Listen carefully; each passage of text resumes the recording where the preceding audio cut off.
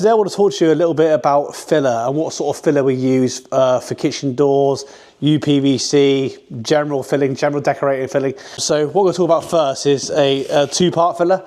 Obviously this is a two-pack system, so you'll use your filler and your hardener. So generally, you know, golf ball size filler to pea size hardener is your general rule of thumb. But this is a two-part system that's going to go off as a chemical reaction. So as soon as you mix the two together, generally when we use this would be dense, bigger holes, and then something like a Bondo glazing putty would be something we would use on something like hairline scratches or just that second fill. So this obviously, this shrinks when you fill, and this would then be my secondary fill, say. This is a 1K, but it's still a solvent, but it's a glaze. So it's glazing putty. Because it has that glaze on it, it doesn't actually need a primer because it's a Zorb paint. The only downfall to that is that it is actually bright red.